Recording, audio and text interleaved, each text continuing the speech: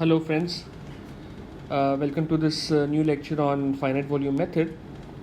So in today's lecture I'll discuss two key aspects. One is this topic of one-way space coordinate,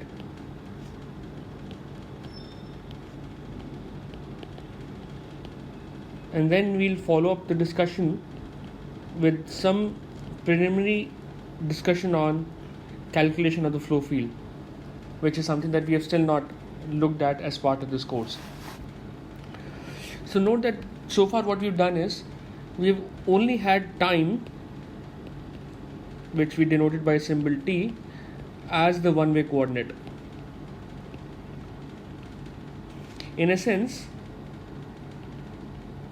what it meant was that an initial value of certain variable phi, if phi was the variable that we didn't know, let's say for some space and time, then all we needed to supply was phi at time t0 to start the initial calculation or to start the calculation process. Okay. Now, what I'm going to discuss today is this aspect where sometimes space can also be made as a one-way coordinate, especially when we do solve convection diffusion problems. Okay, and this is very typical in situations where you have something like what many commercial solvers will say as an outflow boundary condition.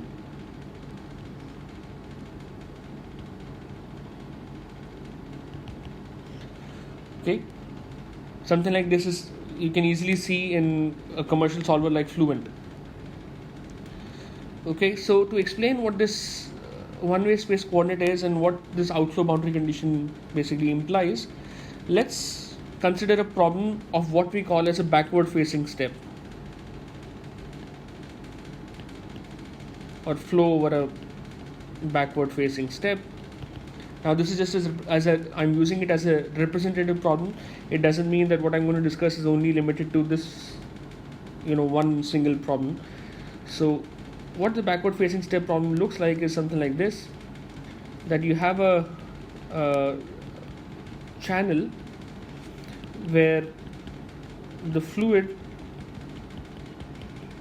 which is coming from the left hand boundary, let's say this is the inlet section and we are given some velocity there. It could be, so if I define the coordinate system, let's say x and y, so let's say u as a function of y is given. Okay, so this is known. Now as this flow comes in, it suddenly sees a sudden expansion, by which what it means is that the streamline that if I start drawing, okay, the streamline actually on the upper end will just tend to go straight with some degree of bending, but a streamline very close to the bottom wall will actually show something like this. Basically you will have the streamline or the flow getting separated, so you have a sort of a recirculation zone. Okay, and of course the problem that we are working with, okay, may have some, let's say at the inlet, maybe I'm trying to solve for temperature. Okay, so T at y is known at the inlet, or it could be, I don't know, maybe concentration as a function of y. So these are, let's say, known at the inlet, okay, which I'm calling as the inlet boundary. Okay, and what we are trying to figure out is how these properties change with space, and of course what would be the values of these properties, let's say temperature or concentration or whatever we are solving, at the outflow boundary. This is the outflow boundary.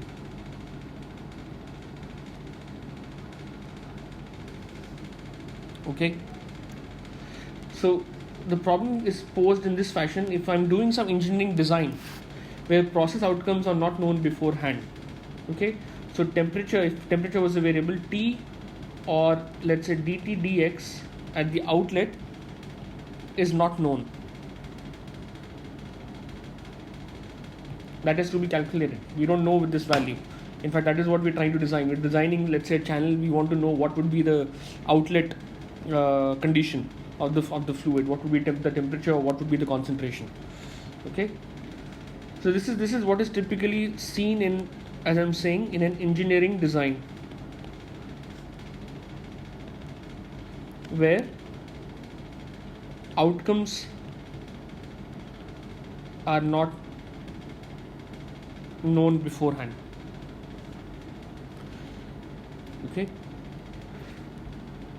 But I want to solve this problem. So if I'm going to solve this problem, let's say using the finite volume method, I would basically have a grid, right? I will have a grid at near the outlet. So let me draw an exaggerated grid. Okay, so this is sort of like the grid that I will have. I'm not drawing anything more than this. Of course, it's implied that there would be something on the left hand side, but just for the sake of clarity, visual clarity, I'm just going to limit myself to this end. Okay, so let's say there is a point P here, okay, which has neighbors W, N, S and E. Okay,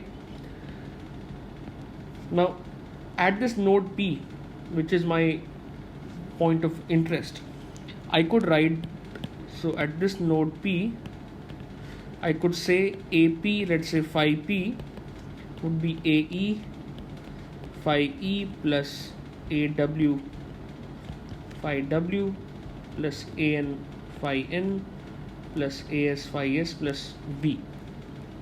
Okay, that would be the basic form of the discretization equation that we have so far been developing. Now the problem there is that in this engineering design, we don't know what the outlet condition is. So in a sense, I don't know phi E, let's say. Even if it's a flux boundary condition, you will still not know. Phi E would still come out as a, remember the flux would be written as, in terms of phi P and phi E. So phi E is not something that we know in this equation. Okay. So the boundary condition is not coming into the problem. Now the question is, how do we solve such a problem where we don't know the boundary, or we don't have any boundary information? Okay. So this tricky question can actually be answered by making some assumption about the outlet, where the states are not known. Okay. So we'll make an assumption about the outlet, where these states are not known, but we make an assumption in such a way that the states themselves do not matter. So it doesn't matter what the value at the boundary is. And so the assumption would be, let's say if you recall till now when we've been looking at convection diffusion problems, if Peclet number is large, and I'm using 10 as one representative value because this is where typically we do it in the power law scheme, so I should say it's greater than or equal to 10 or large, very large, okay, at the boundary.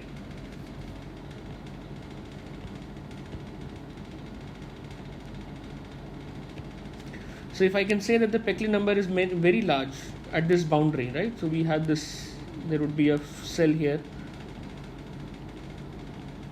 okay, and this is the east face. If I say the Peclet number is very large at the boundary, you may now recall that the coefficient AE becomes smaller and smaller as Peclet number keeps increasing, or I should say Peclet number goes to infinity.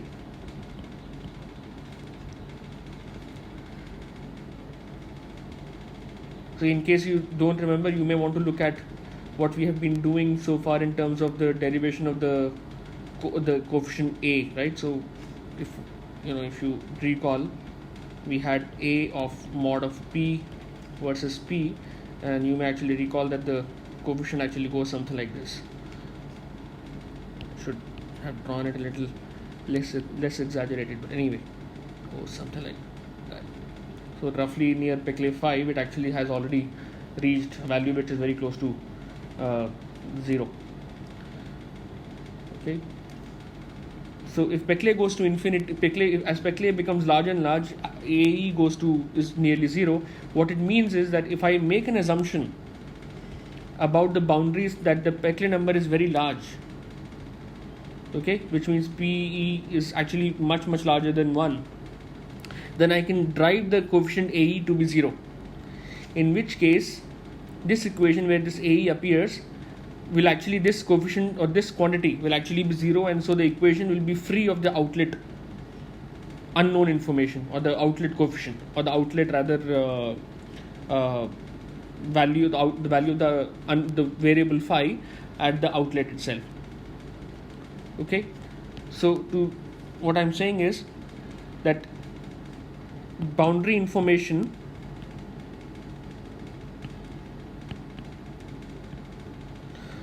will not be required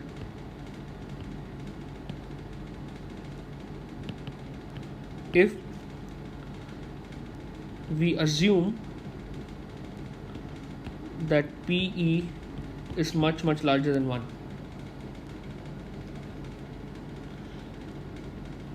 Or in other words, we can also say that this x coordinate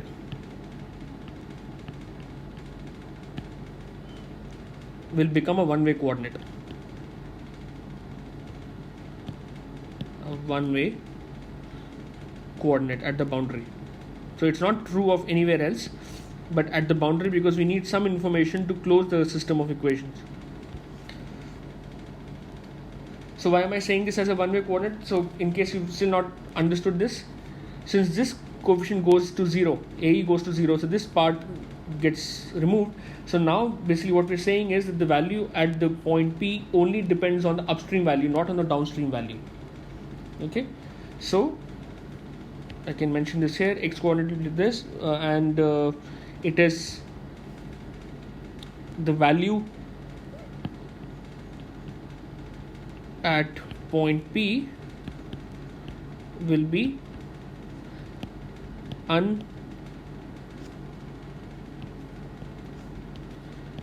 uninfluenced by the downstream values.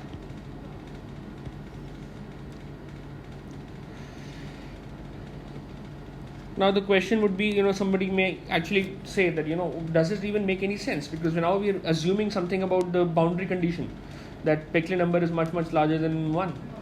Now in the absence of any given information, this is the only option for solving the problem. Okay, in absence of any other possible condition, this is the only thing we can do to close a system of equations. Okay, and it doesn't work very badly, in fact. Okay, because as you may want to try it out, actually it sort of works neatly as long as you can make sure that the flow is actually going in one direction. So in this case, in this place, as long as the flow is in one direction, you have a very well defined upstream neighbor. But of course it will not work well if you had a situation where the flow was returning, the flow was actually, or the upstream neighbor changed to E and not W, because in that case, as you may remember, even in this coefficient, right, in this picture, now the upstream neighbor becomes E, not W, and so there you will have a definite value of AE, and you cannot just put AE to be 0. Okay, so what it means is, in summary, I could have two options, or maybe let me go back to the same figure and explain it there. So I have two options now. So this is a good option because I know at this point the streamlines are actually going out, right? The flow is actually going out, and there is no return flow on this section. So this is an example of a good choice for imposing this kind of an assumption. But now you can imagine, what if I had put my outlet here? In which case, I can see that there would be some places on this figure, and let me use a slightly different color. So there are certain places where the flow may be actually returning back, right? So there could be some flow coming back here and some flow leaving out here, right? So on this section, the flow profile, if you want to draw, it may actually look like, I don't know, it may look something like this. The flow is going in one direction, but at some point it turns.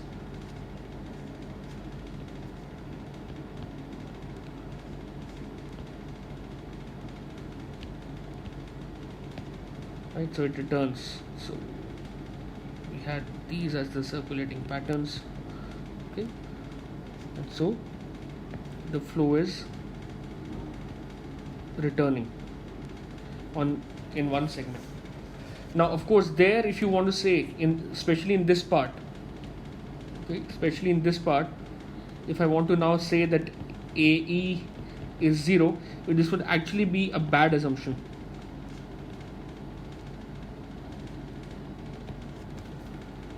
Okay, for the reason that I just described, that the flow, this actually leads to the change in the upstream and downstream neighbors. So this is a bad choice for the outlet if you want to impose AE to be 0, you know, in the simulation. So this approach basically requires the outlet be located in such a way that there is no inflow over any part of it. Only then can this strategy be effective. Okay, so now having covered the aspect on prescribing boundary conditions for the outlet, let me start some basic discussion on the calculation of the flow field.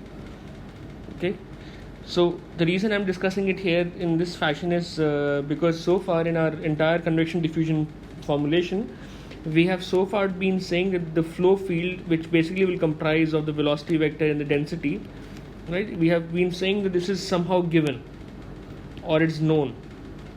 Now,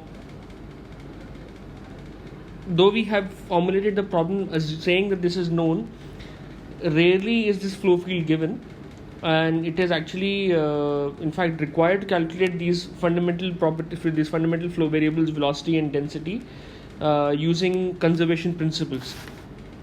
So what we have done so far is that we have been able to write that the formulation or the numerical counterpart for solution of an equation in some variable phi, and let's say in 2D, okay, which we can write as rho v phi, which is d by dx of gamma d phi dx.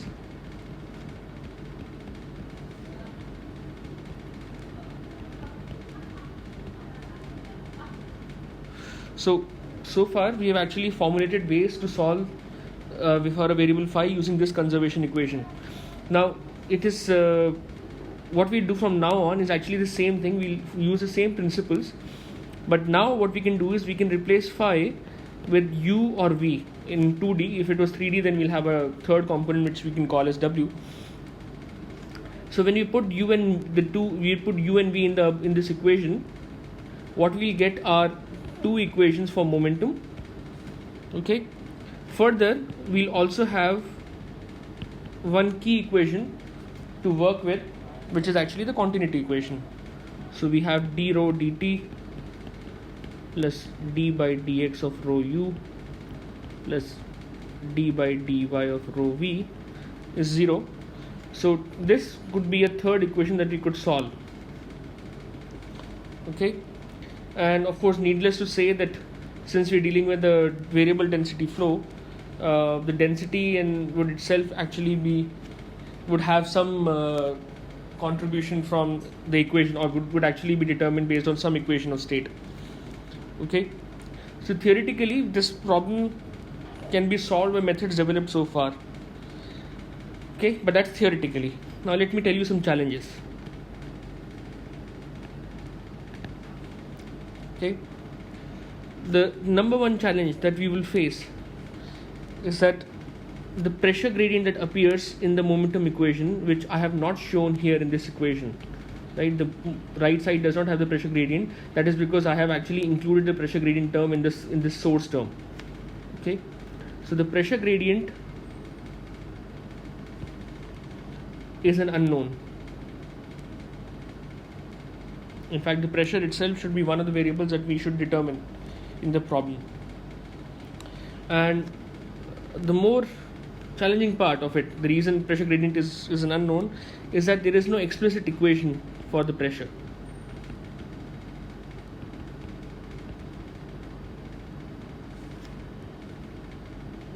Okay, so there is no explicit equation for pressure, and hence the pressure, what we say is the pressure is actually indirectly specified by the continuity equation.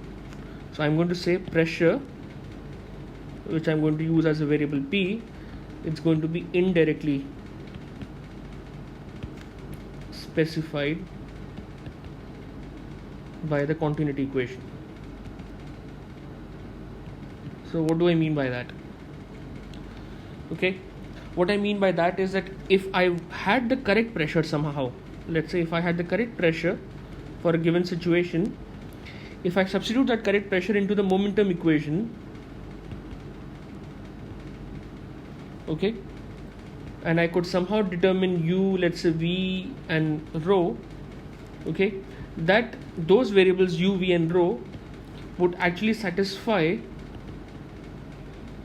the continuity equation.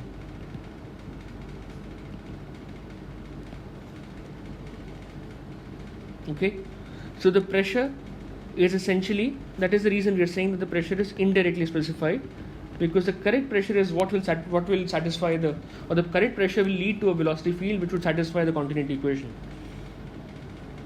Okay, so what typically we would do is, because the pressure is not going to be known, typically in CFD what we do is we guess a pressure, we calculate the velocity, let's say u comma v, okay, and we calculate u and v that satisfy the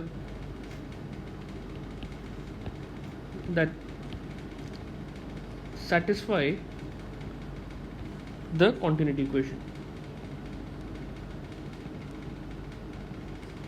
Okay, if they do not satisfy, if this condition was not satisfied, okay, if this was not true, then we have another guess, or we revise our guess. Let's say we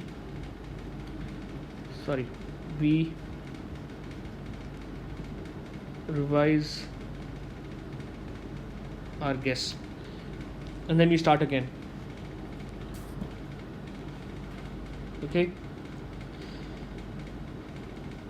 but now again, there are some challenges here, that it is not so straightforward as just guessing a pressure, because the numerical side of things actually makes it slightly more I would say interesting and tricky in certain aspects. So let's just look at a 2D problem again. So let's say this was the 2D geometry that we were working with. We have a grid point P with neighbors, let's say N, S, E, W, and then we can define the control volume faces E, W, N and S. Okay, so this is our control volume, and let's say this is delta Y and this is delta X.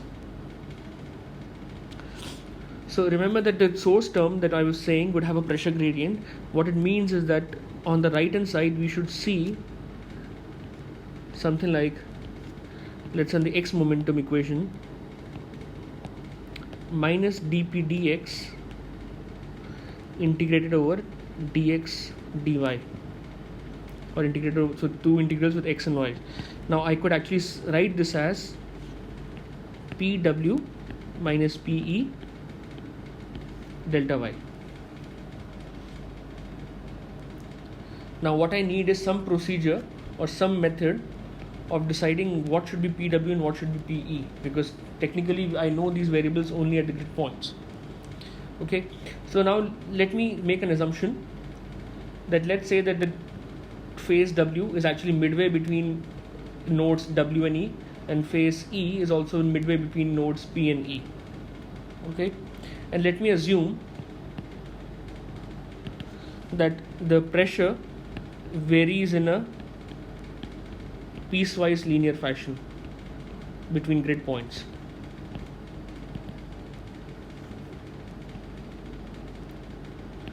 What it means is that PE could now be written as PP plus PE by 2, and I could write PW as PP plus PW by 2. That is what piecewise linear would mean here. Okay.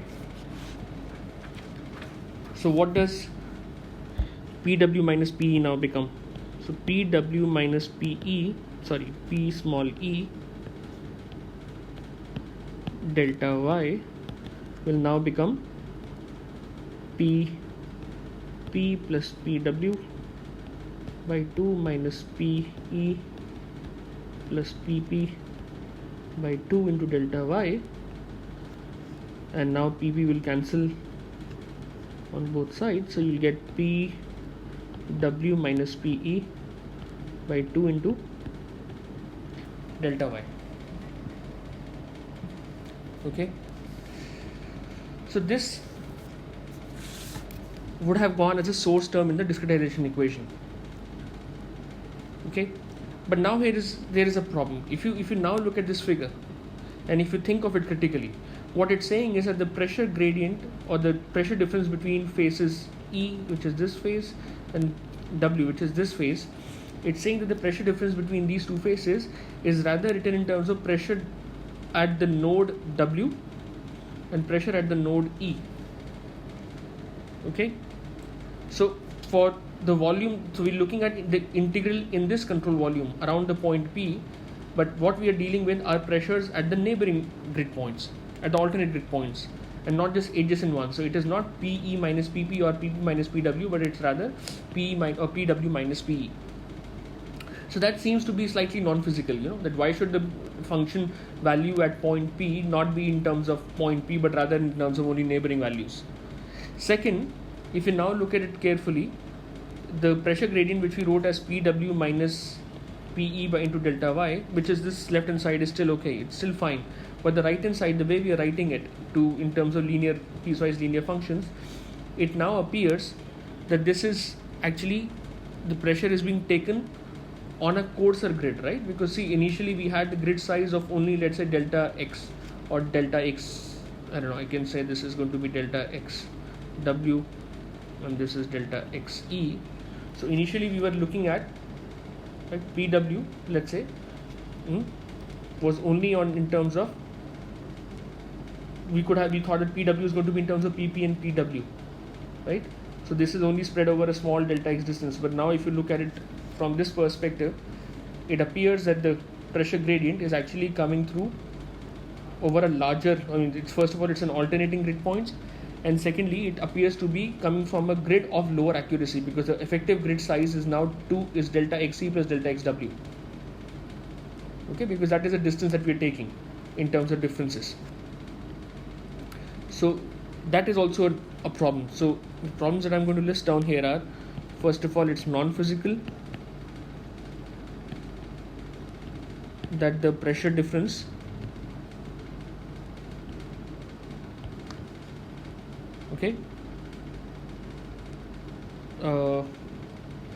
is between alternate grid points.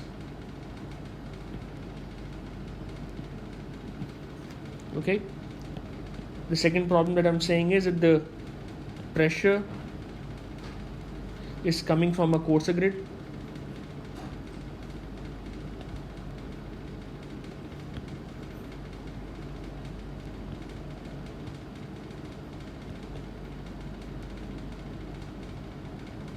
From a coarser grid, which means that you have a lower accuracy now.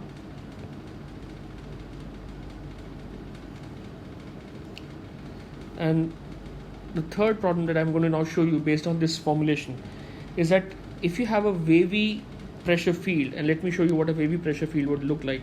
So let's say we are solving a 1D problem, okay, and let's say we had some grid points, okay, and let me say that I write in this 1D problem I had some pressure values. So let's say this is 200 here, 100, 200, 100, 200 and 100.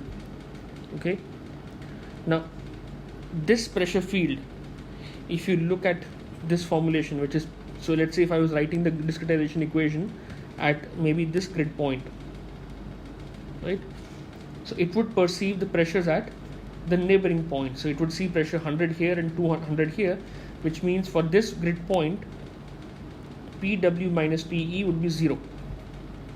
Similarly, if you go to another grid point, let's say the grid point corresponding to 100, which I'm going to use it by a different color, right? For this, it sees 200 on the left, 200 on the right. So again, PW minus PE is going to be 0. Okay? And if you look at a 2D situation, this is not just true for 1D, in fact, it is also true for 2D. So let's just do a 2D counterpart to the same problem. And let's draw a few lines to denote the grid points.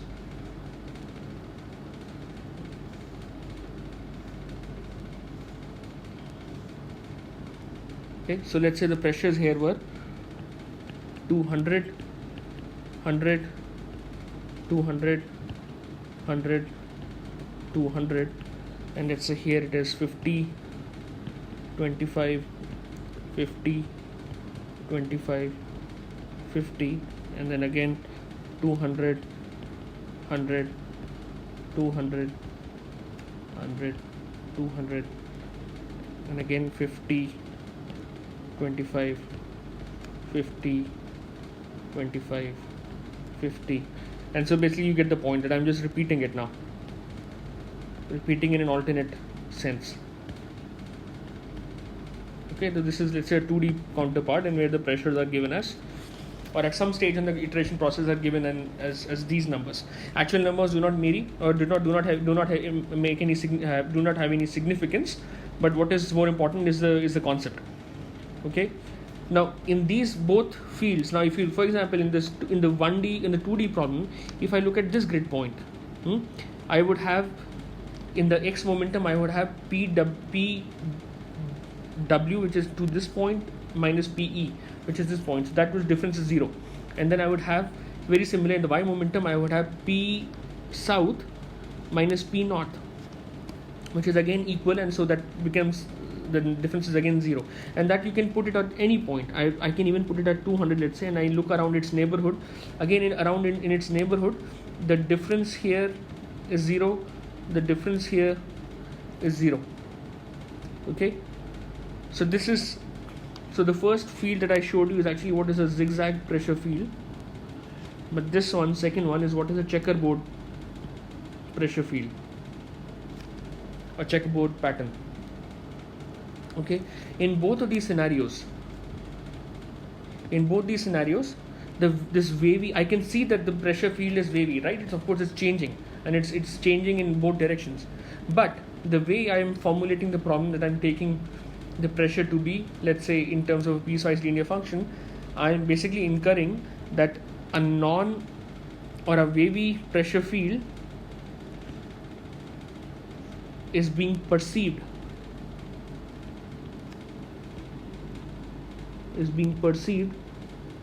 as a uniform pressure field. So why am I saying it's uniform? Because in both situations, this difference in the x-axis, along the x, that would be PW minus PE, which is coming out to be 0, and along the y-axis, y direction, you will have PS minus PE, or rather PS minus PN by 2 into delta x, that would also be 0. So in both scenarios, this problem will remain. So you will have the pressure contribution just coming out to be 0. Okay. Now, because the pressure contribution is going to come out to be 0, so these pressure fields will cause no change in the x and y momentum equations. Okay. So please keep that in mind. That's a very important point. Now, going on, you may say that, are these pressure fields even realistic? I mean, do we even ever see these kinds of pressure fields? Now, physically, they may not be realistic. That is true. Actually, in real physical scenario, you will never see these kinds of pressure fields. But since we're solving our system of equations by an iterative solution process, such pressure fields may arise during the iteration process. And so if this kind of a field comes in, you can now see that because this field, if somehow it has been reached in the solution process, this field will not will not cause any change in the U and V equations, and thereby it will not allow the pressure itself to be corrected. So this pressure field will get preserved for all eternity. Okay, so even though the pressure field may not be appearing to be a uniform field, the solutions that you will get would actually have a strong basis or a strong flavor of a uniform pressure field. Now there is a counterpart. I mean, there's similar to pressure field. There's also a counterpart in the continuity equation. Now in the continuity equation,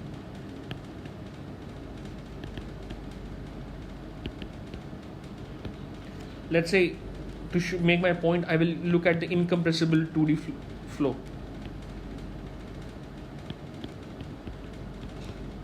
For which or rather I should not say 2D, let me say 1D.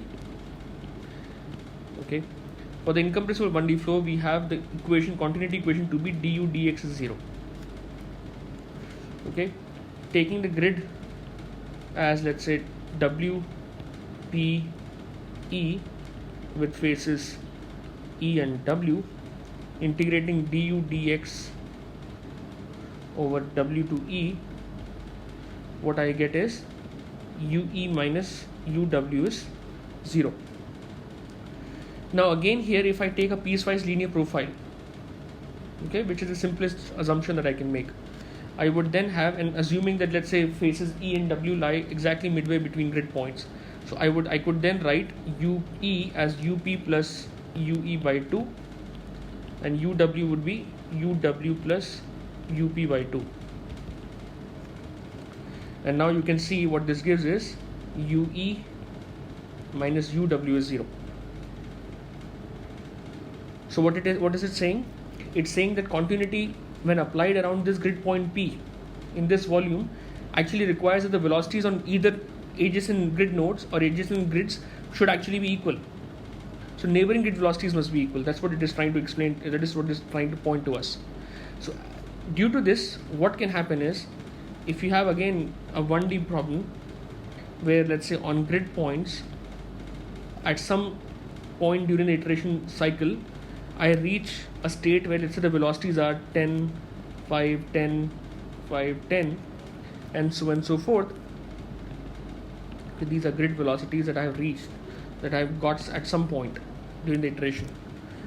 What it means is, even though I can see that if I apply continuity across, a particular cell, what it's saying is that this formulation will satisfy, this non-physical formulation will satisfy the continuity equation, because the adjacent grid point velocities are equal.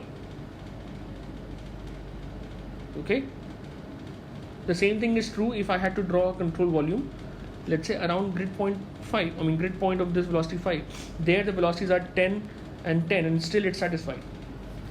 So these kinds of non-physical quantities or non-physical variations tend to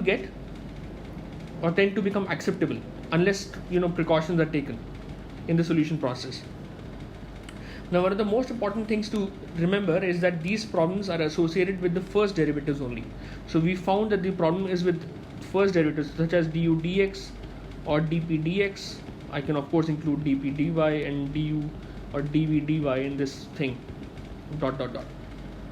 Okay, the second derivative will not give us these kinds of problems. Okay, so these will remain some of the challenges that need to be worked out when calculating the flow field.